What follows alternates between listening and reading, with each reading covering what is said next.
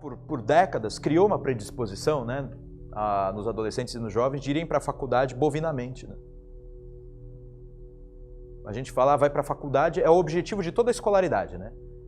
Ele vai sendo educado para ir para a universidade. Se ele passa naquele que queria, então, ele vai para lá quase vendo deuses. Olha o professor, aí os olhos dele brilham. Pode ser um erro da educação mesmo, né? Primeiro erro da educação. O segundo erro, que eu identifico aí na nossa cultura também, de facilitar a vida dos formadores, né, dos formadores que formam, é que, aí eu vou entrar na pergunta do Bruno, é que também não é tão fácil a gente combater essas coisas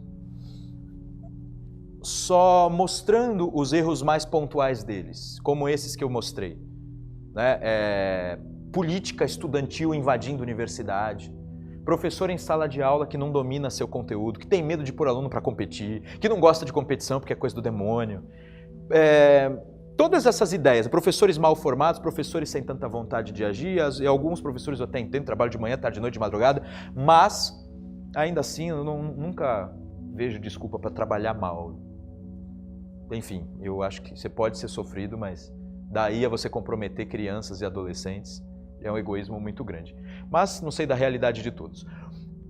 Além de tudo isso, que a gente pode identificar e combater, muitos aqui presentes, quando a gente estava no café, vieram me contar de professores conseguindo impor visões que eram ideológicas, não eram disciplinas trabalhadas cientificamente. Eles eram ideólogos, não eram cientistas nem filósofos. E a disciplina, muitas vezes... Alguém consegue lembrar que disciplina que era? Vocês que me contaram? Aqueles eventos? Só disciplina, não precisa falar nome de professor não, eu quero ser processado. Psicologia social? Sociologia?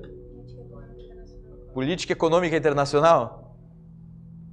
Eu passei por uma em ciência política na faculdade de direito administrativo, direito constitucional, direito penal. Alguém fez direito aqui? É dose? Fez, né? Não é assim? Minha professora de direito penal, olha só, hoje o Bolsonaro é condenado por isso. A gente nós fizemos uma discussão sobre os crimes passionais e é evidente, os crimes são monstruosos, ninguém fica contra mulher nenhuma naqueles crimes. Só que aí ela, depois que ensinou aquilo, começou a introduzir, já faz algum tempo, então não existia ainda figura de feminicídio, né? Começou a introduzir essas ideias mais feministas. Eu levantei a mão pedindo, distingue melhor, assim, a pena vai mudar, é mais monstruoso um homem que maltrata a mulher do que uma mulher que assassina homem, os números estão dados. Eu comecei a fazer essas perguntas, ela fez assim para mim, a resposta dela. Você entendeu? Em sala de aula. Tá? Aí combater esses problemas, assim, esses erros pontuais, é muito interessante, né? E é efetivo em alguma medida. Mas teria que ter, assim, um amigo aqui me falou agora também no intervalo, do tal relativismo, né?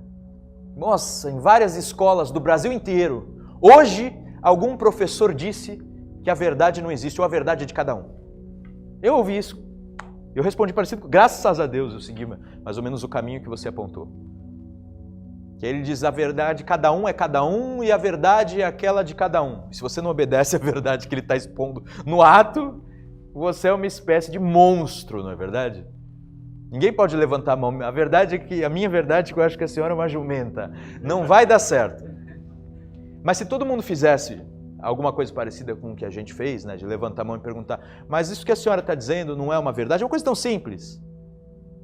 Isso já ajudaria. E em alguma medida está acontecendo hoje. Eu vou contar para vocês uma coisa. Quando eu comecei a dar aula, os alunos já vinham mais ou menos esquerdizados. Quando eu era aluno, era um tanto apolítico. Não sei vocês, eu tenho 30 e poucos anos, não preciso definir. E quando eu estudava no ensino médio, ninguém gostava muito de falar de política, não sei vocês. Não tinha PT na minha escola nem nada. Quando eu comecei a dar aula, a maioria era esquerdista. Passados 6, 7 anos, o negócio foi mudando. Tá entendendo? Foi virando. E os alunos já chegavam predispostos a lutar contra bandido.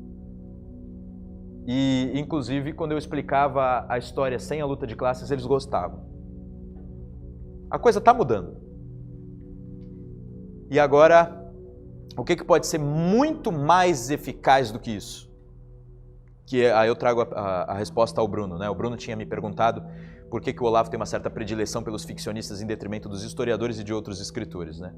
Eu vejo o seguinte, segundo que o Olavo entendeu de Aristóteles, isso está exposto no livro Aristóteles e Nova Perspectiva, a cultura se forma, primeiro pelo alargamento da imaginação, criação de modelos de conduta e capacidade de enxergar possibilidades humanas, naturais, possibilidades. Todas as civilizações nasceram com mito. As grandes culturas nasceram com grandes textos ficcionais. Porque ele povoa mesmo a sua imaginação. Os personagens vão mesmo criando modelos. E Aristóteles dizia na Poética o seguinte, no livro dele Poética: a ficção é mais filosófica que a história. Porque a história diz o que foi, o que aconteceu, e a ficção diz o que pode acontecer. Então o leque é maior.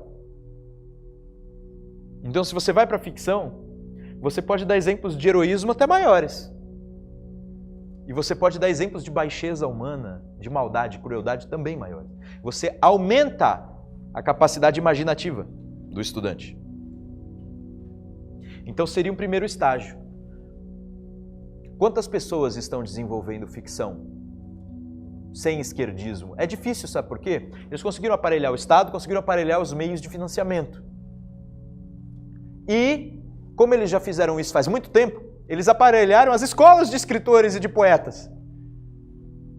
Então é quase que começar do zero, né? Ô trabalhão. Eu não estou falando nem de direita, senhores, eu estou falando de pensar fora disso. Fora da ideologia. Então é preciso mesmo surgir isso. Ele não disse, pelo menos não para mim, que não é o trabalho de história teria que esperar o trabalho da ficção ser concluído. Ele não disse isso. Entendeu? Mas ele disse que é como se ficasse faltando uma etapa se a gente não desenvolver bem a ficção. Então, bons romances, bons contos, bons filmes deveriam existir. Mas não adianta esses filmes, esses contos, esses romances existirem se eles não forem consumidos. Então algo tem que ser, não adianta só cultura, então a gente tem que pensar no reflexo na educação. Eu estava ensinando hoje, lá que a gente estava gravando, algo sobre educação grega, e eu lembrei do seguinte, tem um momento em que tem um artigo no qual o Olavo fala que os formados em letras de hoje conhecem menos literatura do que os adolescentes da Grécia clássica. Porque eles eram educados para memorizar poemas, primeiro os épicos, para terem noção também dos exemplos humanos, e depois os poemas líricos, para saberem se expressar a si mesmos. Memorizavam várias histórias, e o mito deles, a ficção deles, tinha um pouco de história também, né? Do passado da Grécia. E aí depois, né, eles treinavam também educação física para ficar fortes, e depois eles iam para os debates públicos. Tinha uma certa organização nisso. Então, eu entendo assim, ô Bruno, não devemos esperar. O que sabemos fazer, que façamos, entendeu? E o que eu sei fazer melhor é mesmo história. Gostou do vídeo? Então não deixe de se inscrever em nosso canal e participe da missão 1 milhão de inscritos.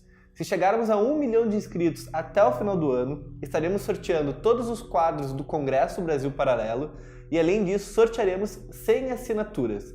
Com a assinatura você terá acesso a todo o conteúdo que já produzimos em nossas séries e também ao núcleo de formação. Esse trecho é apenas uma parte de uma das aulas do núcleo. Então não deixe de fazer sua inscrição, ajude o nosso canal e caso tenha gostado do vídeo, faça seu comentário aqui embaixo.